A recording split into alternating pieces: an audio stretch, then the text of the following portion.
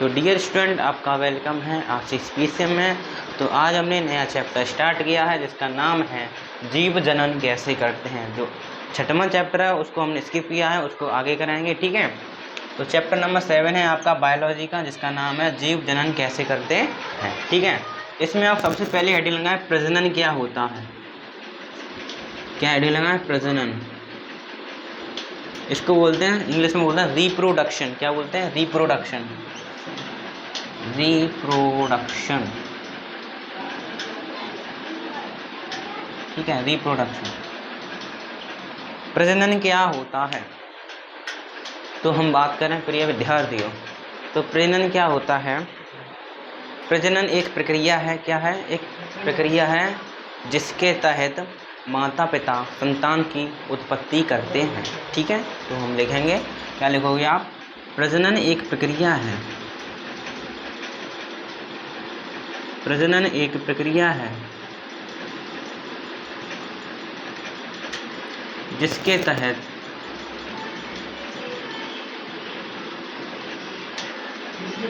माता पिता संतान की उत्पत्ति करते हैं।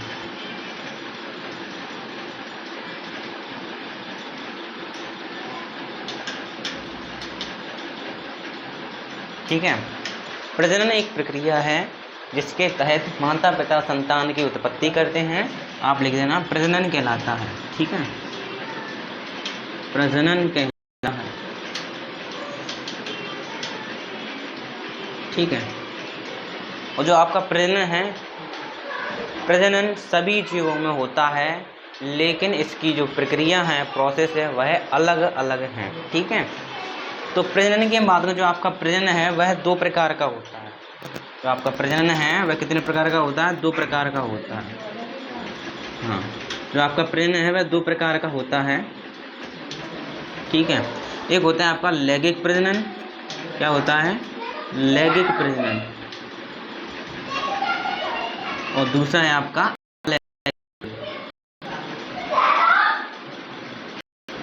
अलैंगिक प्रजनन, ठीक है।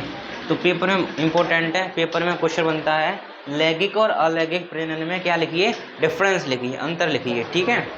पेपर में कई बार पूछा गया है, तो हम देखेंगे लैंगिक और प्रजनन और अलैंगिक प्रजनन क्या होता है, ठीक है। एक प्रकार से अंतर के रूप में आप समझ सकते हैं। देखो ये विद्यार्थी, लैंगिक प्रजनन की हम बात करें, या आप कर लो पहले, इसको कोई दिक्कत नहीं, ठीक है। लैंगिक प्रजनन और अलैंगिक प्रजनन की हम बात करें। देखो अलैंगिक प्रजनन क्या होता है? अलैंगिक प्रजनन में संतान की उत्पत्ति करने के लिए केवल एक जनक की आवश्यकता होती है। इसमें एक जनक द्वारा संतान की उत्पत्ति हो जाती है। तो आप क्या लिखोगे? इसमें संतान की उत्पत्ति, इसमें संतान एक जनक के द्वारा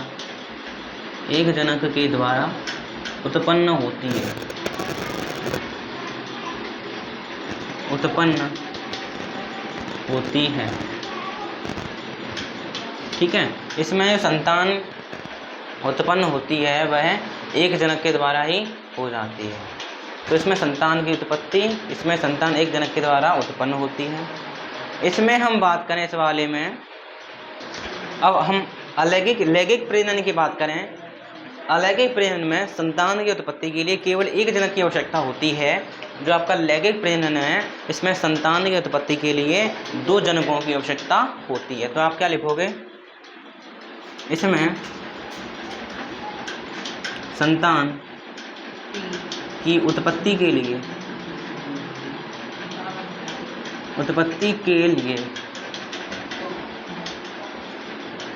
2 जनकों की आवश्यकता होती है।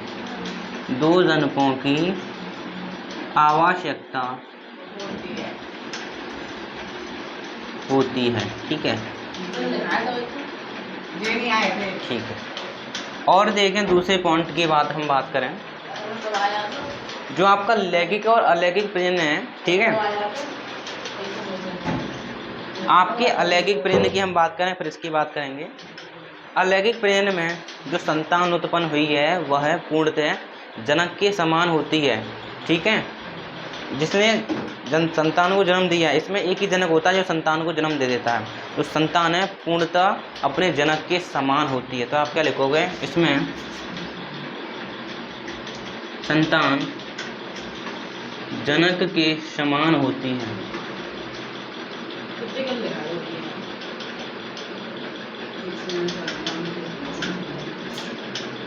इसमें संतान क्या होगा, इसमें संतान जनक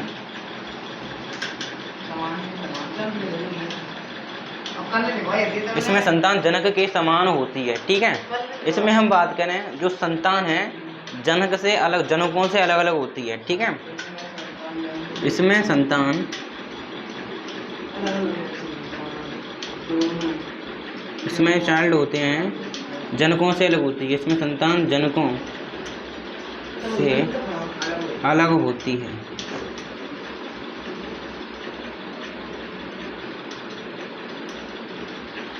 ठीक है, मतलब इसमें सेम टू सेम होगी, इसमें थोड़ा डिफरेंट होगा। ठीक है, और देखें हम तीसरे पॉइंट की बात करें। एक पॉइंट है आपका निषेचन। निषेचन आप अभी आगे पढ़ोगे, निषेचन क्या होता है। तो जो आपका अलैंगिक प्रेरण है उसमें निषेचन नहीं होता है, फर्टिलाइजेशन। इसमें क्या होता है, इसमें निषेचन नहीं होता है। और आपका यह है, इसमें क्या होता है, निषेचन होता है। क्योंकि निषेचन करने के लिए दो लोगों की आवश्यकता होती है। इसमें तो एक ही जनक है तो क्या निषेचन करेगा, इसमें दो लोग हैं तो ये तो निषेचन कर लेंगे। ठीक है, तो इसमें निषेचन होता है। ठीक है, इसमें निषेचन होता है, इसमें होता है, उसमें नहीं होता है। तो यह आपके क्या हो गए, अंतर हो गए। पेपर में आया हुआ क्वेश्चन है, कई बार पूछा गया है। लैंगिक और अलैंगिक जनन में क्या लिखिए आप, अंतर लिखिए। ठीक है, आई होप आपको समझ में आया होगा, अच्छे से इसको नोट करेंगे।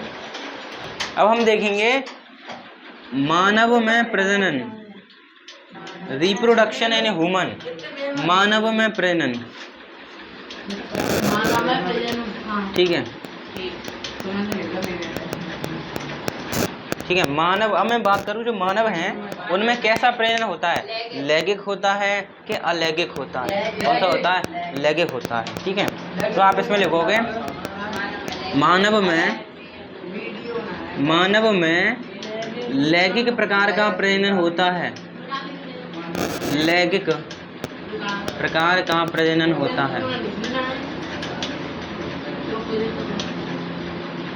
ठीक है, तो आपसे पूछे कोई मानव में कौन सा प्रजनन होता है, लैंगिक होता है कि अलैंगिक होता है, तो आप बताओगे लैंगिक प्रकार का प्रजनन होता है। ठीक है, अब प्रजनन कैसे होता है, कौन कौन से अंग भाग लेते हैं, वे अंग देखेंगे। ठीक है, तो आप देखोगे वे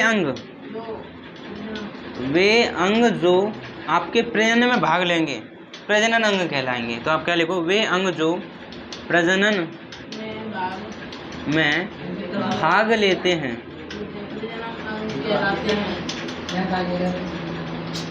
वे अंग जो प्रजनन में भाग लेते हैं आपके क्या कहलाएंगे, प्रजनन अंग कहलाते हैं, प्रजनन अंग कहलाते हैं। ठीक है, प्रजनन अंग कहलाते हैं।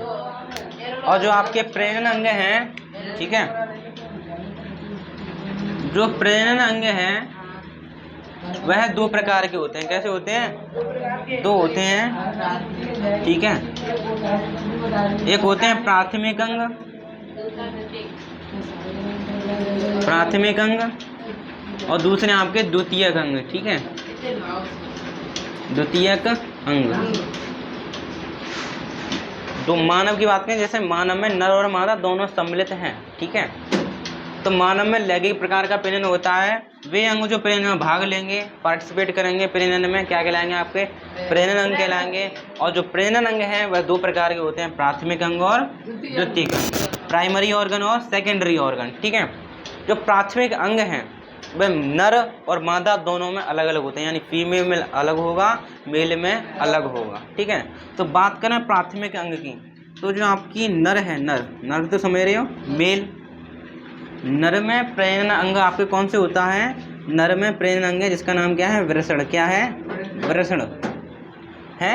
और जो आपका मादा है, मादा में आपका प्रेरण अंग कौन सा है?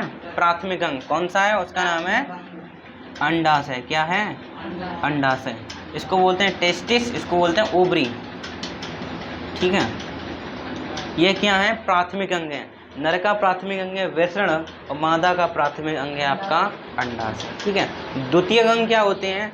द्वितीय अंग वो होते हैं जो प्रजनन को स्टार्ट करने में सहायता प्रदान करते हैं। ठीक है, ये क्या होते हैं? ये क्या करते हैं? प्रजनन का संचालन करते हैं, संचालन करते हैं। ठीक है, ये प्रजनन का संचालन करते हैं, मतलब जो प्रजनन में भाग लेंगे। ये वाले अंग जो सेकेंडरी अंग हैं ये आपके प्रजनन में भाग लेंगे। मेन ये हैं आपके प्राथमिक नर में वृषण हो गया, मादा में आपका अंडाशय हो गया। ठीक है, अब एक एक करके देखेंगे नर में प्रजनन अंग कौन से होते हैं और मादा में प्रजनन अंग कौन से होते हैं। ठीक है, तो इसको नोट करेंगे, नोट करा। अब हम बात करें नर प्रजनन अंग कौन से होते हैं। ठीक है, तो ये तो हमें देख लिया है। नर प्रजनन अंग में प्राथमिक अंग कौन सा होता है? इसके प्राथमिक अंग कौन सा है? प्राथमिक अंग नर में प्राथमिक अंग कौन सा होता है? Primary organ, primary organ. तो मेल में प्राइमरी ऑर्गन है आपका कौन? वृषण। क्या है? वृषण। इंग्लिश में इसको बोलते हैं टेस्टिस। टेस्टिस देख लेना, टेस्टिस ही बोलते हैं। ठीक है, तो ये क्या है? नर का प्राइमरी ऑर्गन है टेस्टिस, यानी वृषण। दो होते हैं। मनुष्य में कितने होते हैं? मानव में, नर में 2 वृषण होते हैं। ठीक है, कार्य क्या सब देखेंगे। ठीक है, अब एक डायग्राम देखें वृषण का। ठीक है, तो डायग्राम देखोगे, कैसे देखोगे?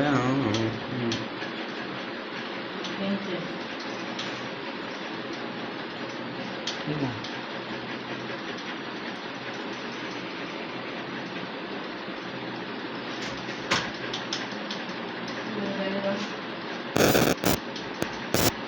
ठीक है, तो इसको आप क्या बोलोगे? ये आपके क्या हैं?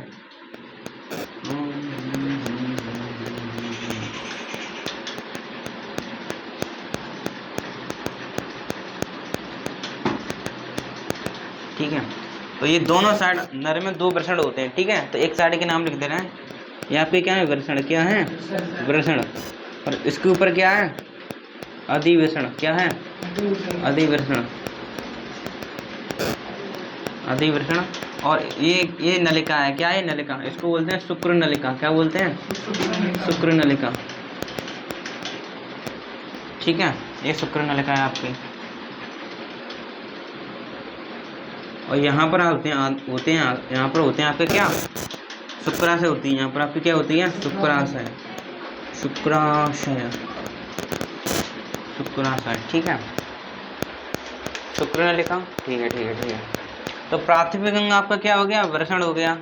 और द्वितीय अंग की बात करें, वृषण को छोड़कर जो आपके अंग बच के वह क्या कहलाएंगे? द्वितीय अंग कहलाएंगे, जो प्रजनन में पार्टिसिपेट करेंगे। तो इसमें द्वितीय अंग आपके कौन से दिखाई देंगे? द्वितीय अंग। तो इसमें द्वितीय अंग हैं आपके, एक हो गया आपका क्या? अधिवृषण। अब सब देखें इनका क्या काम है। ठीक है, अधिवृषण। और दूसरा है आपकी शुक्र नलिका। पेपर में पूछेगा निम्नलिखित में से कौन नर प्रजनन अंग है? मतलब एक तो होगा, 3 दूसरे होंगे, ऐसे करके। तो आपको पता ये होते हैं तो लगा देना शुक्र नलिका। और दूसरा आपका क्या है? शुक्राशय। ये आपके द्वितीय अंग है, वो वाला आपका प्राइमरी ऑर्गन है शुक्राशय। ठीक है, अब देखना पेपर में सवाल है एनसीईआरटी में, मानव में वृषण का क्या कार्य है और ये कितने होते हैं। ठीक है, तो इतनी बात हम मिटा नीचे वाली। तो प्राथमिक अंग वृषण है आपका, द्वितीय अंग अधिवृषण, शुक्र नलिका और शुक्राशय है। देखो जो आपके वृषण है, नर में 2 वृषण पाए जाते हैं। ठीक है, नर में 2 टेस्टिस पाए जाते हैं। आप लिखना नर में 2 वृषण पाए जाते हैं,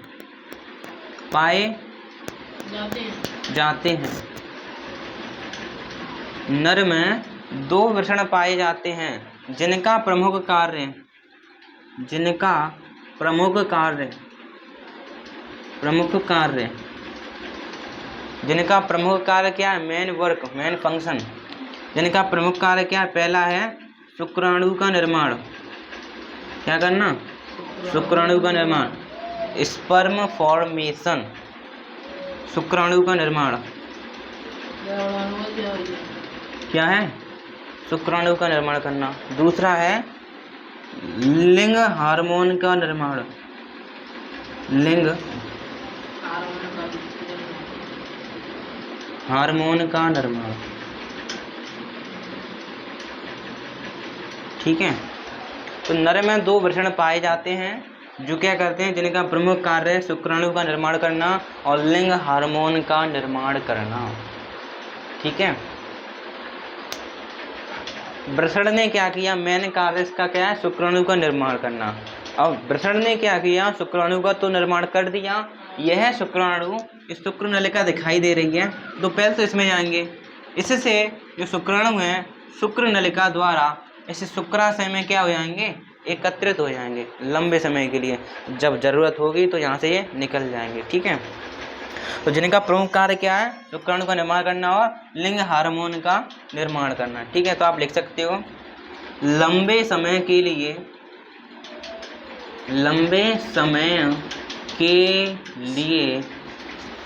शुक्राणु शुक्राशय में एकत्रित हो जाते हैं, शुक्राशय,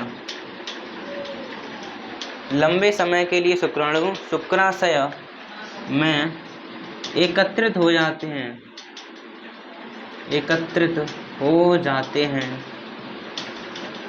हैं, जिन्हें शुक्र नलिका द्वारा लाया जाता है, जिन्हें शुक्र नलिका द्वारा लाया जाता है,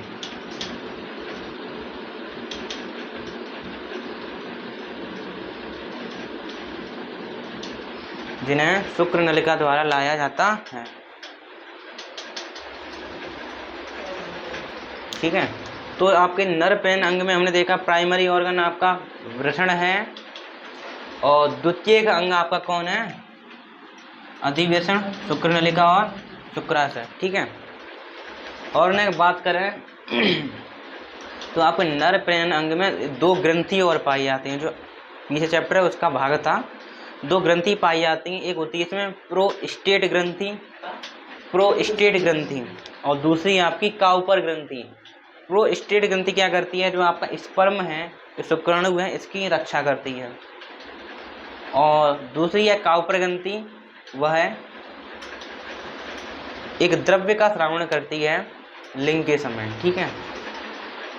तो वो तो लिखा दे रहे हैं, ठीक है, नीचे लिखा दे रहे हैं। तो मास को आपको अंग पता होना चाहिए कौन कौन से अंग हैं। एक मुख्य अंग था आपका वृषण, उसका हमने कार्य आपको बता दिया। मेन कार्य आपके 2 हैं, लिंग हार्मोन का निर्माण और शुक्राणु का निर्माण। शुक्राणु कहाँ पर इकट्ठे हो जाते हैं, आपके शुक्राशय में एकत्रित हो जाते हैं, किसके द्वारा, शुक्र नलिका के द्वारा। हार्मोन जो नियंत्रण और समन्वय वाला चैप्टर है उसमें आए तो ये बता देते हैं। हार्मोन शरीर के विकास के लिए आवश्यक होते हैं, शरीर के विकास में इनका बहुत ही महत्वपूर्ण योगदान होता है हार्मोन का।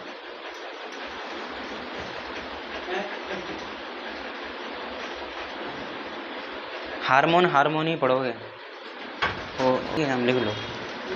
तो इसमें आपकी क्या होती हैं, 2 ग्रंथि और पाई जाती हैं, ठीक है। पहली ग्रंथि आपकी ए पार्ट में देख लो, प्रोस्टेट ग्रंथि,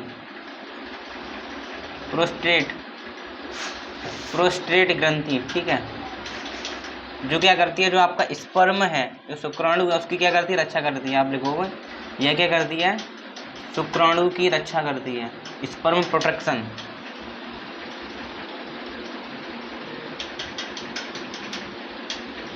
ठीक है। और एक और है आपकी काउपर ग्रंथि, काउपर ग्रंथि क्या करती है, द्रव्य का श्रावण करती है, यानी वीर्य, द्रव्य का स्रावण करती है, सीक्रेशन ऑफ लिक्विड, ठीक है, द्रव्य का स्रावण करती है। दो प्रकार की ग्रंथि और होती हैं यहाँ पर, एक कापर ग्रंथि, एक प्रोस्टेट ग्रंथि। प्रोस्टेट, ठीक है, ये स्पर्म की प्रोटेक्शन करेगी और ये द्रव्य का श्रावण करेगी, वीर से होता इसी को, ठीक है, कापर ग्रंथि से निकलता। तो इसको मिटा लें नीचे वाले को। चलो, तो ये आपके क्या हो गए, मेल रिप्रोडक्टिव ऑर्गन हो गए। अब हम देखेंगे क्या, अब आपका है दूसरा मादा प्रजनन अंग। मादा प्रजनन अंग, मादा प्रजनन अंग, ठीक है, मादा प्रजनन अंग, फीमेल रिप्रोडक्टिव ऑर्गन। मादा प्रजनन अंग कौन कौन से, इसमें देखेंगे प्राइमरी ऑर्गन और सेकेंडरी ऑर्गन कौन कौन सा होता है, बस ये देखेंगे और कुछ नहीं।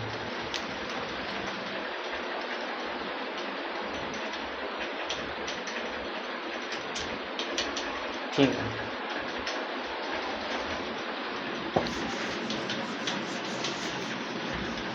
इसमें देखा मादा प्रजनन अंग, डायग्राम देखें इसका। तो कैसे डायग्राम बनाओगे, सबसे पहले आप त्रिभुज बनाओ उल्टा, बना लिया नाव। अब आप क्या करना, इसको ऐसे मिला देना, डायग्राम बनाना है, ठीक है, मादा वाला। फिर इसको ऐसे मिला देना, ठीक है, फिर इसको ऐसे मिला देना, फिर ऐसा करना,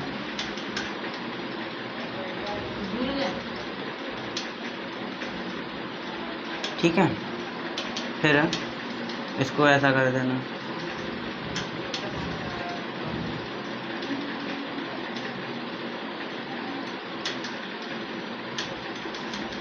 कुछ इस प्रकार। नाउ अब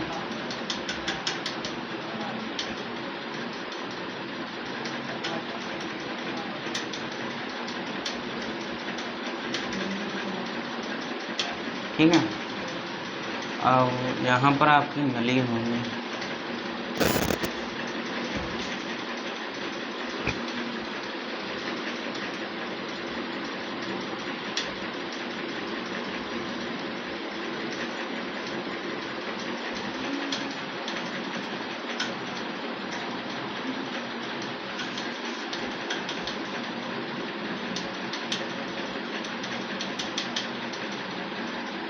ठीक है। तो ये आपका क्या है, मादा, ये जनन अंग उसका डायग्राम है, ठीक है। तो इसको नाम लिखना है, ठीक है। इसको आप बोलोगे क्या, इसको आप बोलोगे क्या, अंडाशय। अंडाशय पेपर में आया हुआ है लास्ट वाले में, मादा जनन अंग का नामांकित चित्र बनाइए, ठीक है। तो आपके अंडाशय हो गए, इसको आप बोलोगे अंड नलिका, अंड नलिका, ठीक है। और इसको आप बोलोगे क्या, गर्भाशय, गर्भाशय, गर्भाशय, ठीक है। इसको आप बोलोगे ग्रीवा, क्या बोलोगे, ग्रीवा, ठीक है। और इसको आप बोलोगे योनि, ठीक है। तो ये क्या है आपका मादा प्रजनन अंग का डायग्राम है, ठीक है। तो इसमें हम प्राथमिक अंग की बात करेंगे, द्वितीयक अंग की बात करेंगे बस।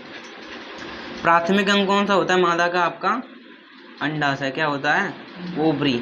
अंडाशय क्या है, मादा का प्राथमिक अंग है, ठीक है, अंडाशय, अंडाशय होता है, ठीक है। अंडाशय की बात करें, अंडाशय क्या करता है, यही अंडाशय क्या करता है, अंडाणु का निर्माण करता है, क्या करता है, अंडाणु का, अंडाणु का निर्माण करता है,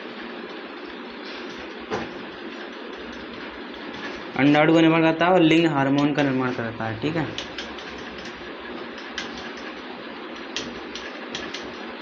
ठीक है, प्राथमिक अंग कौन सा है आपका, अंडाशय, जो क्या करता है, अंडाणु का निर्माण करता है। और द्वितीयक अंग कौन से हो गए आपके, इस अंडाशय को छोड़ो तो सारे क्या हो गए आपके, द्वितीयक अंग हो गए, ठीक है। पेपर में पूछा गया सवाल है, एनसीईआरटी में है, निम्नलिखित में से कौन सा मादा प्रजनन अंग नहीं है, उसने क्या किया था, एक गर्भाशय दे दिया था, एक ये दे दिया था, एक ये दे दिया था, 3 तो ये हो गए, एक डाल दी उसने शुक्र नलिका। तो फिर पूछा उसने निम्नलिखित में से कौन सा मादा प्रजनन अंग नहीं है। ये तो था, ये भी था, ये भी था, जो चौथा ऑप्शन दिया था उसने नर वाले में डाल दिया था अंग, तो वही ऑप्शन गलत था। ठीक, उस पर टिक लगाना था। तो द्वितीय अंग कौन से हुए आपके? द्वितीय अंग हो गए आपके कौन, जैसे बोल दो आप गर्भाशय, यूट्रस, ठीक है, ग्रीवा हो गई आपकी, ठीक है, और अंड नलिका हो गई आपकी,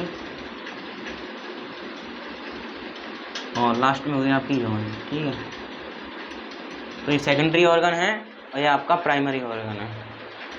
तो ये आपकी मादा प्रजनन अंग है, प्राइमरी और सेकेंडरी दोनों ऑर्गन देख लिए विद डायग्राम समेत। तो अच्छे से नोट करें, कहीं पर समस्या हो तो पूछा।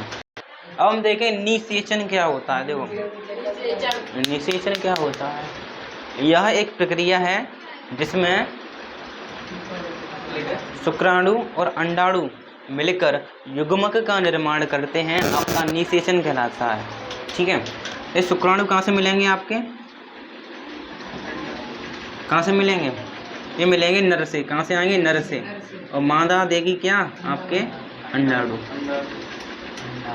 ठीक है, तो ये दोनों आपस में जब मिल जाएंगे तो बनेगा आपका क्या, युग्मक, युग्मक। ठीक है, युग्मक बनेगा और यही प्रक्रिया क्या कहलाती है, आपकी निषेचन कहलाती है। तो आप क्या लिख दोगे, युग्मक, जाइगोट। इसी से फिर जो बच्चे का निर्माण होता है युग्मक से ही। ठीक है, तो आप क्या लिखोगे, तो आप सिंपल लिखोगे, क्या है, आप लिखोगे यह एक प्रक्रिया है, यह एक प्रक्रिया है जिसमें शुक्राणु, स्पर्म और जो शुक्राणु और अंडाणु मिलकर युग्मक का निर्माण करते हैं। जाइगोट बोलते हैं, युग्मक का निर्माण करते हैं, निर्माण करते हैं। ठीक है, निषेचन कहलाता है, निषेचन कहलाता है। ठीक है, निषेचन कहलाता क्या, यह एक प्रक्रिया है, it is a process in which sperm and शुक्राणु और अंडाणु और अंडाणु मिलकर युग्मक का निर्माण करते हैं, निषेचन कहलाता है। बस सिंपल यही है। ठीक है, तो आपने कुछ टर्म मूवियों में देखी होंगी, जैसे आपने सुना है सैरोगेसी मदर, सैरोगेसी नहीं, यह सैरोगेसी मदर है। सैरोगेसी सुना है, सैरोगेसी क्या होता है, सैरोगेसी उसे बोलते हैं, मान लो ए आपकी क्या है, फीमेल है और बी आपका क्या है, मेल है। ठीक है, अब इन्हें क्या करना है, संतान की उत्पत्ति करनी है, लेकिन फीमेल में कुछ खराबी है। खराबी क्या है, इनकी जो अंड नलिका है वो खराब हो गई है, उसमें कुछ कमी आ गई है मान लीजिए, जिससे ये संतान की उत्पत्ति नहीं कर सकती। तो इसमें क्या होता है, मतलब कुल मिला के संतान की उत्पत्ति नहीं कर सकती ये फीमेल, तो इनको संतान चाहिए। तो ये क्या करते हैं, कोई अन्य फीमेल ले आते हैं, सी बात कर लेते हैं पैसे से, तो अन्य फीमेल ले आते हैं। तो ये क्या करते हैं, ये अपना क्या लेगा, शुक्राणु लेगा। ठीक है, और ये क्या दे देगी, अपना अंडाणु।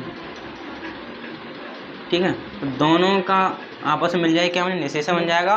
और निषेचन से क्या बनेगा, युग्मक, और वह युग्मक को इस फीमेल के गर्भाशय में डाल देंगे। इससे जो बच्चे का निर्माण है इसके गर्भ में होगा। बच्चा तो कायदे से इन दोनों का है, लेकिन जन्म ये देगा। इसको बोलते हैं सैरोगेसी। क्या बोलते हैं, सैरोगेसी सिस्टम। ठीक है, तो एक सैरोगेसी ये वाला होता है। एक होता है, आपने सुना होगा परखनली शिशु, टेस्ट ट्यूब बेबी। परखनली शिशु में क्या होता है, परखनली शिशु सुना है, टेस्ट ट्यूब बेबी।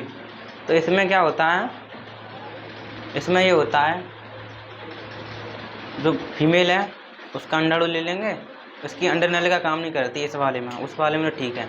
लेकिन वो कुछ होते हैं कि वो जन्म देना नहीं चाहते, मैं फिगर को ख़राब नहीं करना चाहते, सैरोगेसी मदर बना लेते हैं।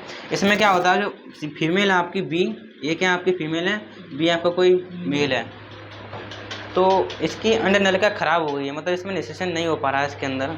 तो क्या कहती है, इसका अंडाणु और इसका शुक्राणु मिल जाता है और एक टेस्ट ट्यूब होता है प्रयोगशाला में, उसी में निषेचन करा देते हैं बाहर। तो निषेचन से क्या बन जाता है, युग्मक बन जाता है, उस युग्मक को इसके गर्भाशय में डाल देते हैं, इससे शिशु का निर्माण हो जाता है। कुछ ऐसा सिस्टम होता है, ऐसा ही होता है, ठीक है। तो खैर वैसी बात थी समझने के लिए, ठीक है। तो निषेचन देखा, तो हमने देखा प्रजनन क्या होता है, प्रजनन के प्रकार देखे, लैंगिक प्रजनन और अलैंगिक प्रजनन, ठीक है।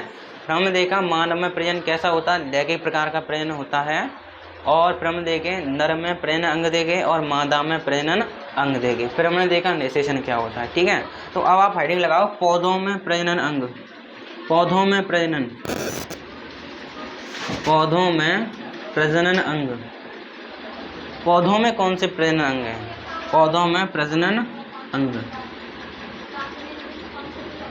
पौधों में प्रजनन अंग, पौधों में प्रजनन अंग क्या है, देखो पौधों में प्रजनन अंग, आपने सुना है फूल, फूल, जो फूल है वह पौधे का मुख्य प्रजनन अंग है, ठीक है। तो आप क्या लिख दोगे, फूल पौधे का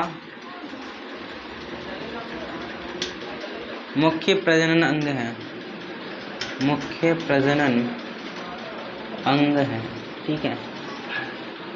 फूल क्या है, फूल पौधे का मुख्य प्रजनन अंग है। अगर हम डायग्राम बनाएं, जो डायग्राम बनाया जा रहा है वह पेपर में पूछा गया है, बस डायग्राम को ही नंबर बोल दिया, उसने कह दिया बस डायग्राम बनाओ 2 नंबर ले लो। बोला उसने पुष्प का अनुदैर्ध्य काटकर नाम अंक के चित्र बनाइए, मतलब पुष्प का एक डायग्राम बनाओ नाम लिखकर, उसके 2 नंबर दे रहा है। तो डायग्राम कैसे बनाना है आपको, कुछ इस प्रकार, यहाँ पे बना दो,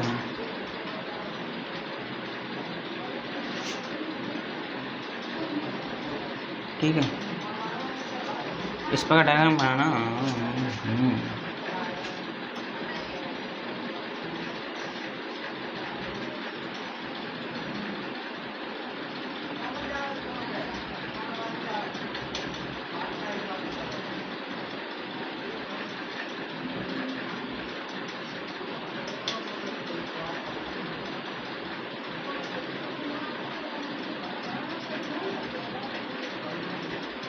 ठीक है, ये इस प्रकार और निकाल दो,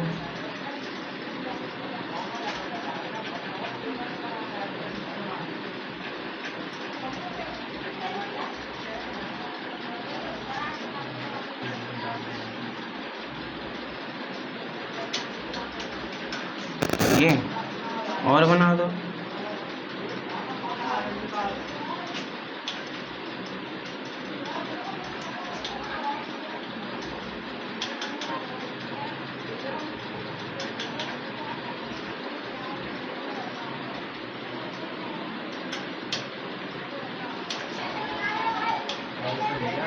इतना ही बहुत है, ठीक है।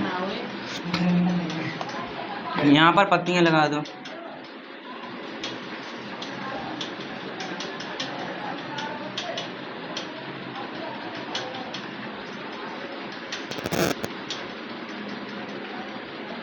ठीक है। यहाँ पर भी लगा दो कुछ पत्तियाँ,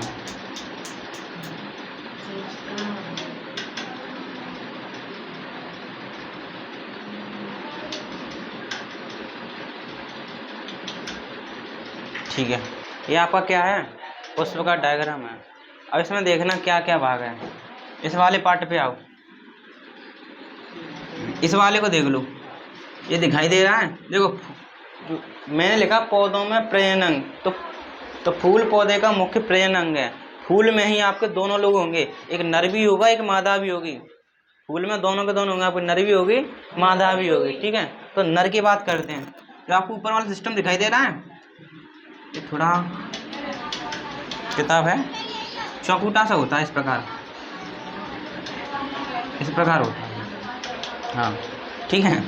ये दिखाई दे रहा है ऊपर वाला हिस्सा, खाली इतना इतना, इसको आप बोलोगे क्या? परागकोश। क्या बोलोगे? परागकोश। और ये नली दिखाई दे रही है, इसको आप बोलोगे क्या? फिलामेंट यानी तंतु। क्या बोलोगे? तंतु। ये दोनों ही किसके भाग हैं? फूल में नर के भाग हैं। किसके? नर के भाग। जैसे हम बोलते हैं पुंकेसर। क्या बोलते हैं? पुंकेसर। पुंकेसर, पुंकेसर। ठीक है, नर है ये पौधे का नर पार्ट है। ठीक है, पुंकेसर। पुंकेसर का है पौधे का नर भाग है, जो ऊपर वाला आपका परागकोश है, नीचे वाला तंतु है। अब फीमेल कहाँ है इसकी? फीमेल देखो, ऊपर आपको दिखाई देना चौकुटा चौकुटा डिब्बा, इसको बोलते हैं हम क्या? वर्तिकाग्र। क्या बोलेंगे?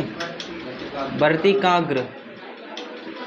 ठीक है, और नली दिखाई दे रही है, इसको आप बोलोगे क्या? वर्तिका। क्या बोलोगे? वर्तिका। ठीक है, और बात करें ये दिखाई दे रहा है, इसको आप बोलोगे क्या? अंडाशय। क्या बोलोगे? अंडाशय। अंडाशय बोलोगे। और यह तीनों ही अंग क्या कहलाएंगे? स्त्री केसर। क्या कहलाएंगे? स्त्री केसर। स्त्री केसर। ठीक है, तो पौधे में जनन अंग की बात करें, पौधे में दो लोग होते हैं, स्त्री और पुरुष के रूप में। एक होता है पुंकेसर, एक होता है आपका स्त्री केसर। ठीक है, जो पुंकेसर है वह नर जननांग है, और स्त्री केसर है वह मादा जननांग है। स्त्री केसर के तीन भाग होते हैं, वर्तिकाग्र, वर्तिका और अंडाशय। और पुंकेसर के दो भाग होते हैं, परागकोश और तंतु। ठीक है, तो ये डायग्राम है। खाली इतने ही डायग्राम बनाने के पेपर में 2 नंबर दिए गए। इसको बोलते हैं पुष्प का अनुदैर्ध्य, काट का नाम अंकित चित्र, नामांकित चित्र। ठीक है, ये क्या है आपका? पुष्प का अनुदैर्ध्य काट का नामांकित चित्र है। ठीक है, ये चित्र है। अब एक एक करके देखेंगे इसमें क्या क्या भाग है। इसको रिलेट करके चलना वुमन वाले से तो समझ में आ जाएगा। ठीक है, तो इसमें स्त्री पुरुष पता चली, स्त्री केसर है और पुरुष आपका पुंकेसर है। तो उसमें ही भाग थे, जैसे कि नर के भी भाग निकल के आए थे, निकल के आए कि निकल के आए, तो इसके 2 भाग हैं, परागकोश और तंतु। और फीमेल वाले में पार्ट निकल कर आए थे, तो उसके भी पार्ट है कितने? 3, वर्तिकाग्र, वर्तिका और अंडाशय। ठीक है, तो इस डायग्राम को नोट करने की कोशिश करें। और देखें 2 भाग तो रह गए। ये दिखाई दे रहा है, ये इसको आप बोलोगे क्या? इसको आप बोलोगे वहेदल। क्या बोलोगे? वहेदल। वहेदल। और ये दिखाई देनी, ये भी पत्ती से होती हैं, इसके अंदर ढक गई हैं, इसको बोलोगे आप दल। क्या बोलोगे? दल। हाँ, तो डायग्राम बनाने की कोशिश करें, समय होगा तो अभी बताया जाएगा एक एक पॉइंट आपको। समय नहीं है तो इसको नोट करें अच्छे से ध्यानपूर्वक। ठीक है, तो आज के लिए इतना ही। Thank you.